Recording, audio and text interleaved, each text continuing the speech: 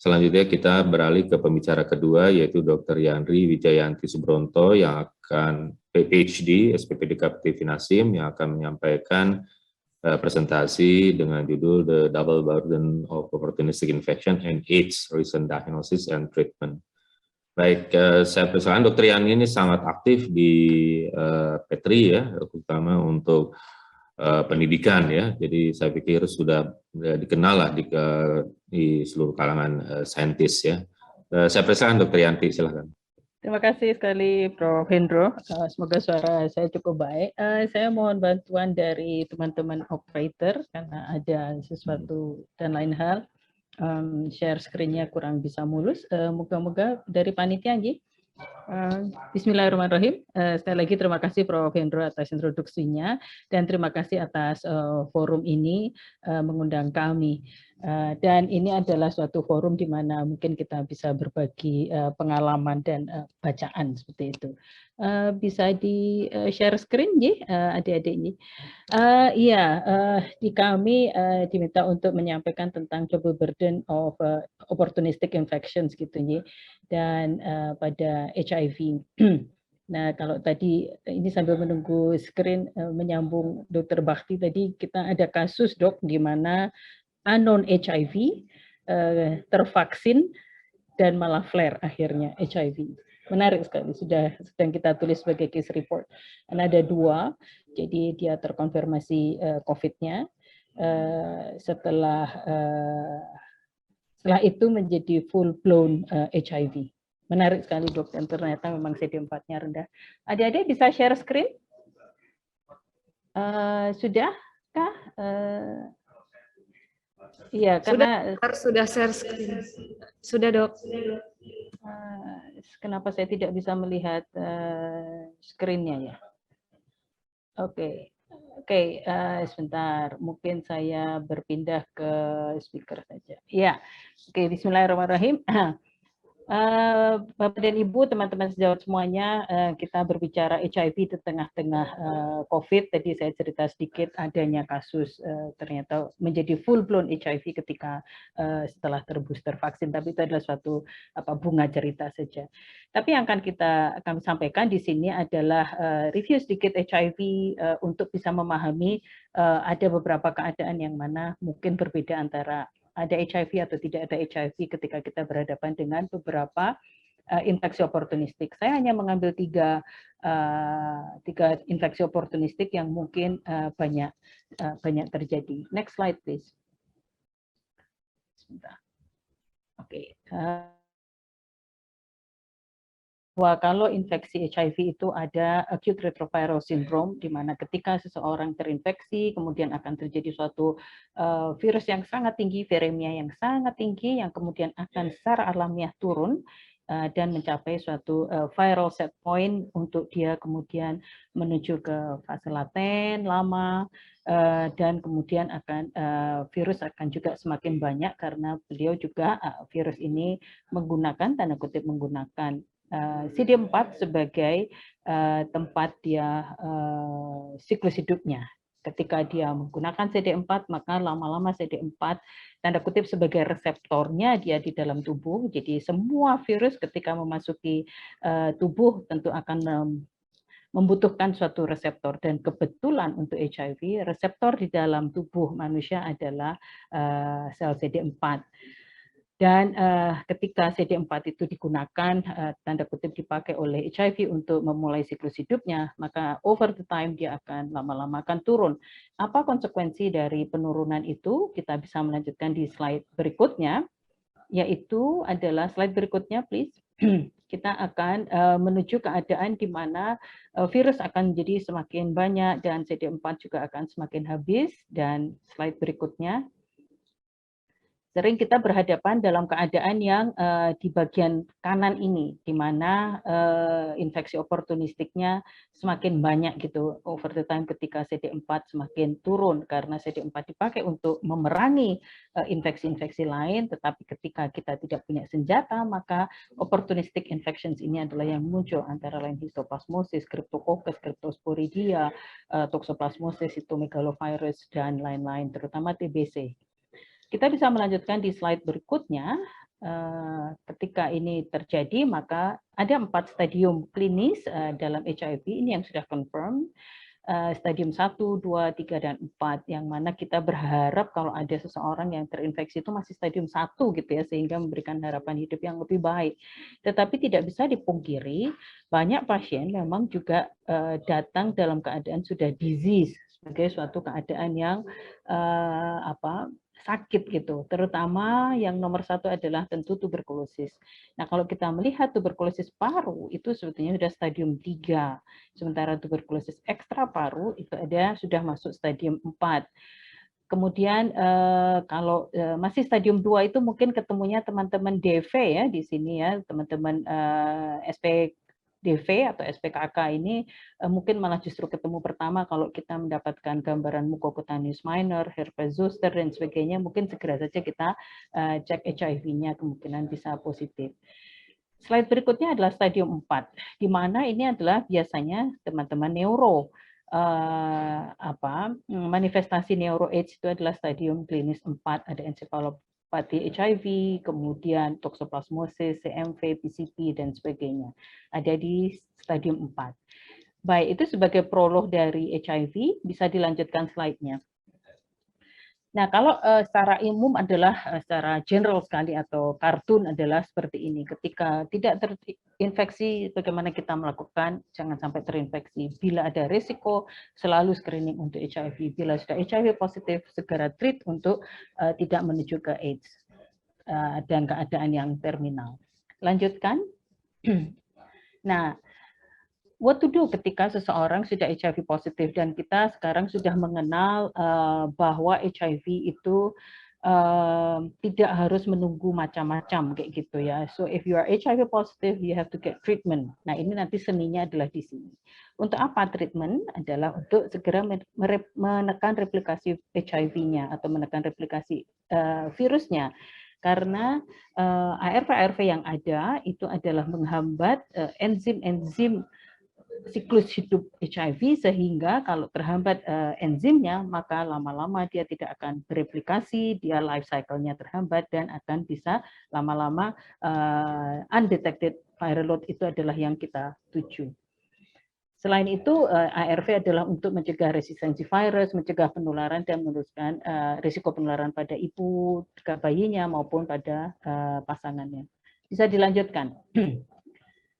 Iya, ARV yang ada di kita ini sepintas nucleoside reverse transcriptase, non-nucleoside reverse transcriptase inhibitor, kemudian protease inhibitor, integrase inhibitor, dan entry inhibitor. Yang mungkin teman-teman sekarang mulai banyak baru mendengar adalah yang masuk di dalam integrase inhibitor, yaitu dolutegravir. Kalau zidofudin, lamivudin, tenofovir, stafudin, abacavir maupun emtricitabine mungkin sudah banyak yang mendengar adanya Duviral, zidofudin sendiri, dan kemudian juga ada Truvada, ada tenofovir yang sering kita gunakan sebagai fixed dose combination adalah yang kita sebutnya TLE atau THE dan sebagainya itu ya, atau TEE, karena tenofovir, emtricitabine dengan efavirenz itu yang sering kita gunakan. Bisa dilanjutkan. Iya, lanjut. Nah, kalau paduan ARV-nya adalah 2 NRTI plus 1 NNRTI, tetapi kalau sekarang sudah dengan tenofovir, lamivudin, atau emtricitabine plus dolutegravir. Ini yang sering kita gunakan sekarang, atau yang available secara nasional. Yang pilihan keduanya adalah dolutegravirnya adalah dengan efavirenz. Kenapa ada dolutegravir? Adalah banyaknya efek samping dari efavirenz. Oke, baik. Dilanjutkan. Saya akan beberapa infeksi oportunistik, karena waktunya mungkin tidak akan bisa lama sekali, saya akan coba mencuplik beberapa hal yang cukup penting dalam menyampaikan koinfeksi ini. Dilanjutkan, kalau kita membicarakan tuberkulosis. Iya, tuberkulosis itu sudah menjadi problem lama. Dokter Bakti juga sudah bekerja pada tuberkulosis sudah berapa tahun, Dok, kita bareng-bareng. Awal tahun 94 mungkin sudah ada gerdunas TB gitu ya, tapi ternyata sampai sekarang pun belum selesai ya. Sehingga kalau boleh dikata paparan atau exposure masyarakat Indonesia terhadap TB ini memang sudah cukup tinggi. Nah, teman-teman dengan HIV, next slide please. Slide berikutnya. bahwa ketika ada HIV, nah ini adalah menjadi suatu fenomena fuel and fire, antara minyak dengan api, kayak gitu ya. Pada HIV, TB merupakan infeksi oportunistik utama, dan TB akan menjadi lebih infectious baik pada HIV maupun non-infeksi non-HIV itu kan memang bersifat infeksius sekali gitu ya. Kemudian TB mengakibatkan penyakit yang berat dan meningkatkan progresi menjadi AIDS itu pada teman-teman HIV. Dan dia menjadi number one killer pada teman-teman HIV. Nah, bagaimana pada TB? Apa dampak HIV? HIV merupakan faktor risiko untuk progresi infeksi TB menjadi penyakit. Karena kalau imunologi pada TB itu, TB memerlukan CD4 untuk memerangi TB. Nah, pada saat pasien-pasien HIV itu CD4-nya sudah tidak ada, maka menjadi tidak ada yang memerangi dia, maka progresi terhadap TB yang berat menjadi lebih tinggi. Kemudian HIV meningkatkan insiden TB, memang ya kita lihat secara epidemiologi, kemudian meningkatkan angka fatalitas kasus dan meningkatkan risiko TB yang recurrent. Ini yang menarik. Dilanjutkan slide-nya. Kalau kita berbicara TB HIV, maka kita ada suatu guideline 12 collaborative TB HIV activities. Bisa teman-teman semuanya di sini. Manajemennya adalah adanya coordinating body, karena ini memerlukan suatu seni ya.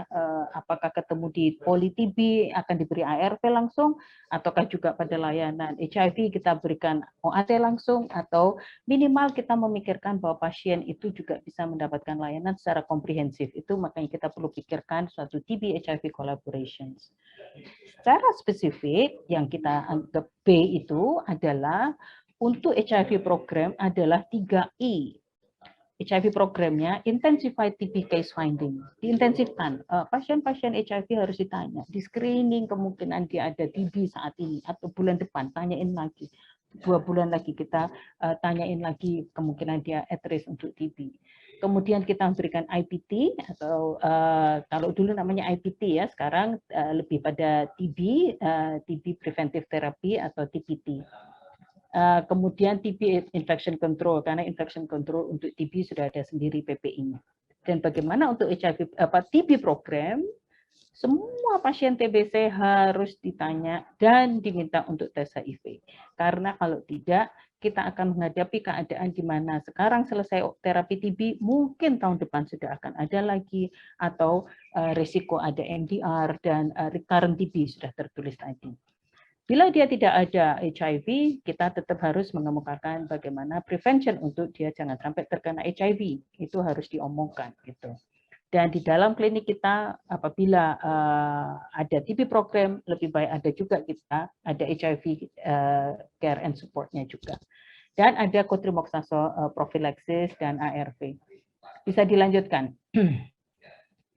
Iya, ini adalah secara ringkas tadi itu ART, cotrimoxazole ICF atau Intensified Case Finding untuk TB, IPT adalah PPINH kita nyebutnya, sekarang adalah TPT karena kita ada obat yang lain, dan infection control ini yang lebih ringkas dari 12 tadi. Bisa dilanjutkan adik-adik. Ya, lanjut. Ya, kalau pasien HIV, lakukanlah suatu screening setiap saat. Apakah ada batuk, ada demam, ada penurunan berat badan, ada keringat malam, riwayat kontak dengan penderita TB, kemudian ada pembesaran kelenjar limfe, dan sebagainya itu. Nah, ada 6 pertanyaan ini sebisa-bisanya sebanyak-banyaknya ditanya semua pasien HIV. Kami mencoba ini masuk di dalam e-medical record. Jadi setiap pasien itu setiap kali mesti sudah ditanya, karena kalau enggak kita tuh lupa kalau pakai form kecil lagi kayak gitu, sehingga kita masukkan dalam e-medical record-nya pasien. Oke, dilanjutkan. Setelah kita bertanya ini, lanjutnya adalah bila tidak ada jawaban yang iya, jadi semua adalah tidak, maka bisa kita langsung memulai ARV-nya. Tetapi kotak yang bawah, bila ada yang jawaban iya, minimal dari 1 dari pertanyaan tadi, kita work up kemungkinan memang ada TB. Nah, begitu ada TB, itu sudah masuk algoritma TB HIV. Ya, jadi itu mudahnya. Saya kembali kepada kotak yang pertama, bila tidak ada jawaban yang iya, berarti dia negatif. Dilanjut pada slide berikutnya, yaitu kita memberikan pengobatan pencegahan yang saat ini adalah dengan INH. Bisa dilanjutkan slide-nya. Next slide please. Yaitu adalah pemberian INH selama 6 bulan, INH 300 mili selama 6 bulan, plus dengan vitamin B6-nya dosis 25 per hari atau 50 mg per 2 hari. Apa gunanya? Adalah ini memproteksi seorang HIV positif itu untuk memproteksi dia dari terkena TB, at least terlindungi gitu ya. Jadi ini seperti vaksin tapi dalam bentuk oral, memberikan proteksi. Oke, selanjutnya saya akan melanjutkan dulu karena masih ada beberapa hal. Nah, bagaimana dengan pengobatan TB pada HIV? Paduannya sama, paduan obatnya sama. Course of treatment-nya more or less sama. Fase awal yaitu intensified phase adalah 2 bulan dengan RHZE, dilanjutkan dengan intermittent phase yaitu 4 bulan dengan IAH dan rifampicin gitu ya. Nah, dalam keadaan TB HIV maka obat TB dimulai terlebih dahulu, baru nanti ARV dalam 2-8 minggu pertama terapi TB. Oke, kita lanjutkan dulu, nanti kita kalau ada waktu kita elaborasi lebih lanjut. Saya berpindah pada toksoplasma. Nah, toksoplasmosis ini adalah salah satu neuro-AIDS yang tersering, kayak gitu. Dalam keadaan toksoplasma itu sebetulnya seropositivity toksoplasma di Indonesia cukup tinggi, tapi mayoritas tidak akan bergejala. Hanya pada pasien HIV atau imunokompromis yang lain, maka dapat menyebabkan manifestasi encephalitis, meningoencephalitis, myocarditis, pneumonitis. Dan yang sering sekali adalah toxoplasmic encephalitis. Itu adalah yang paling sering. Apa bentukannya? Abnormalitas neurologik vokal, kejang, perdarahan, penurunan kesadaran, meningismus, dan sebagainya. Ini cukup banyak kita temui. Dilanjutkan. Kadang kalau pasien itu masih sadar, kita tanya itu Lola kayak gitu. Ini ada sesuatu deh. Lambat sekali dia menjawabnya. Nah, pada HIV, ini perlunya ada pemahaman tentang CD4 tadi. Semakin rendah CD4, maka berhubungan dengan risiko terinfeksi toksoplasma ini atau infeksi-infeksi sistem saraf pusat. Yang utama adalah toksoplasma ini. Kemudian juga kemungkinan ada pulmonary toxoplasmosis, tapi ini juga perlu kita kerjasama dengan pulmonolog. Mata juga bisa, maka biasanya dalam keadaan CD4 di bawah 100, kita selalu konsul dengan teman-teman mata atau neurooftalmologi, adakah kemungkinan sudah ada toksoplasma di mata. Dilanjutkan, slide-nya. Pemeriksaan untuk diagnosis ini yang agak kita treat or not to treat, kayak gitu ya. Sebetulnya diagnosisnya adalah dengan tes serologi gitu ya, bahwa IgG menunjukkan bahwa dia telah terpapar. Kalau IgM muncul setelah infeksi dan menghilang dalam beberapa bulan. Nah, tapi bagaimana dengan HIV? Pada slide berikutnya, next slide please. Dalam keadaan adanya HIV, tes serologi, slide berikutnya, tolong. Seringnya serologi itu tidak bisa menunjukkan konfirmatori. Kita akan melihat IgG-nya mungkin sangat rendah atau IgM-nya negatif, iya atau tidak. Nah, kita gabungkan dengan klinis kita. Kemudian ada pemeriksaan-pemeriksaan yang lain.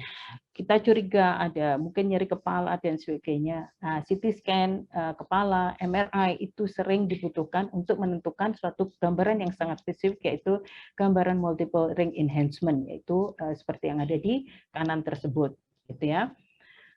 Dilanjutkan, ini adalah untuk diagnosis toksoplasma.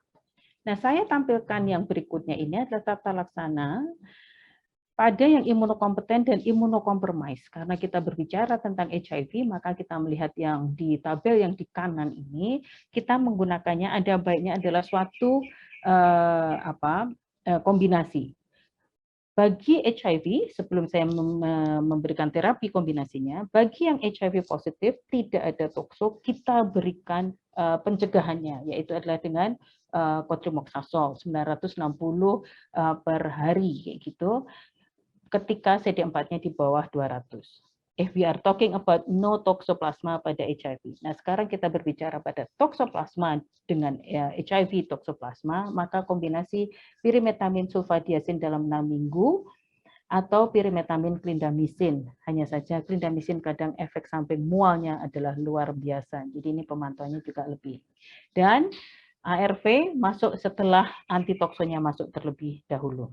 Oke, lanjutkan slide-nya. Saya dilanjutkan saja. Dilanjutkan ke slide berikutnya. Nah, itu beberapa slide terakhir adalah tentang CMV. CMV ini juga salah satu yang menyebabkan neuro-AIDS. Risiko lebih tinggi ketika CD4-nya juga sangat rendah, maka kita memantau CD4 di sini adalah kita menentukan juga treatment-nya. Dan diingat bahwa CMV itu sebetulnya adalah sistemik, bisa mata, saluran cerna, colitis, encephalitis, paru, hepatitis, pankreatitis gitu ya. Yang sering sekali adalah retinitis CMV, maka perlunya kerjasama dengan teman-teman mata maupun neurooftalmo. Dilanjutkan. Iya, bagaimana menegakkan diagnosis CMV ini juga tidak mudah. Kalau bisa kita mendapatkan PCR CMV yang positif dari organ yang terlibat, oke lah, kita akan bisa, this is confirmed CMV gitu ya. Juga retinitis CMV, seringkali kita harus memberikan terapi ganciclovir intravitreus gitu. Serial IgG yang berjarak ini juga kita, ini dulu pernah ya, belum ya, diperiksa apakah meningkat atau tidak titernya, ini juga kita sebagai beberapa pertimbangan yang bisa masuk untuk menentukan confirm or not confirm sebagai suatu CMV. Dilanjutkan. Slide berikutnya. Nah, saya tidak akan menyampaikan ini secara detail sekali, ini nanti bisa dibaca, tapi yang utama adalah apa saja yang preparat yang ada di kita adalah ganciclovir, kemudian valganciclovir atau foscarnet. Karena valganciclovir tidak easily readily available, terutama kita berhadapan dengan BPJS, meskipun valganciclovir itu menjadi sangat mudah dengan tablet, tetapi ada beberapa persyaratan yang tidak memudahkan sehingga seringnya kita memasukkan pasien dalam 2 minggu untuk mendapatkan ganciclovirnya di dalam bangsal, kayak gitu. Ini adalah kalau ada retinitis, lesi yang mengancam penglihatan. Dilanjut slide berikutnya. Yaitu adalah bila hanya lesi perifer, kemudian immune recovery uveitis, jangan hati-hati, CMV ini sering juga sebagai suatu iris gitu ya. Infeksi HIV pada saluran infeksi CMV pada saluran cerna itu juga dengan ganciclovir. Dan satu lagi slide adalah next slide please, adalah pneumonitis maupun encephalitis, di mana kita memberikan ganciclovirnya atau kombinasinya. Ya, kita lanjutkan slide berikutnya.